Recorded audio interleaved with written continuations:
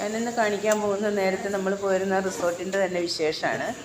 ഞങ്ങൾക്ക് കിട്ടിയിരിക്കുന്ന കോട്ടേജിൻ്റെ വാതിക്കലേക്ക് ഞങ്ങൾ എത്തി. ഇനി ഞാനതിൻ്റെ അകത്ത് കയറിയിട്ടുള്ള വിശേഷം കാണിച്ചു തരാം കേട്ടോ. ആ വീടിൻ്റെ 2 നിലയായിട്ടുള്ളൊരു ബിൽഡിങ്ങാണ്. എല്ലാ സൗകര്യങ്ങളും ഉണ്ട്.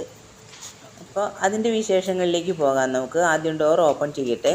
ആ സെക്യൂരിറ്റി വന്നിട്ടുണ്ട്, നമ്മളെ കൊണ്ടുവന്നിരുന്ന ആൾ.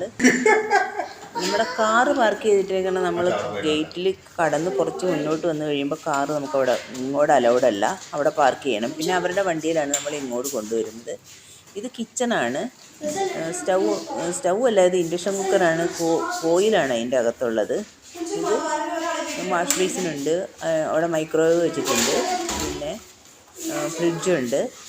അത്യാവശ്യം പാത്രങ്ങളുണ്ട് കേട്ടോ. ഞങ്ങൾ കൊണ്ടുവന്നിട്ടുണ്ടായിരുന്നു, കുഞ്ഞു കൊച്ചു കൂടെ ഉള്ളതുകൊണ്ട് ഞങ്ങൾ പാത്രങ്ങൾ കൊണ്ടുവന്നിട്ടുണ്ടായിരുന്നു.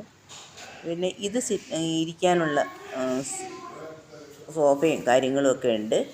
ഡൈനിങ് ഏരിയ ഉണ്ട്, ഒരു ചെറിയ സെറ്റപ്പായിട്ട്. അതിൻ്റെ പുറത്തേക്ക് ഇറങ്ങുമ്പോൾ സ്വിമ്മിംഗ് പൂളുണ്ട്.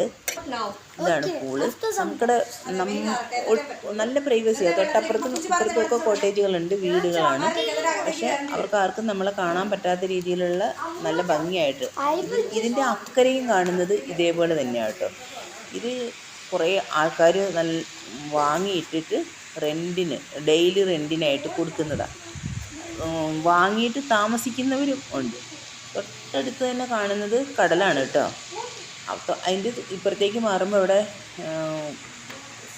ബീച്ചുണ്ട്. ഞങ്ങൾ ഇറങ്ങിയായിരുന്നു ബീച്ചിൽ, നല്ല രസമുണ്ട്. ഒരുപാട് ആഴമില്ല കേട്ടോ. അവിടെ ഇറങ്ങിയായിരുന്നു. നല്ല മനോഹരമായ സ്ഥലം. ഇത് റാസൽ ഖൈമയിലാണ്. കേവ് റോട്ട്നി എന്നാണ് അതിൻ്റെ പേര്.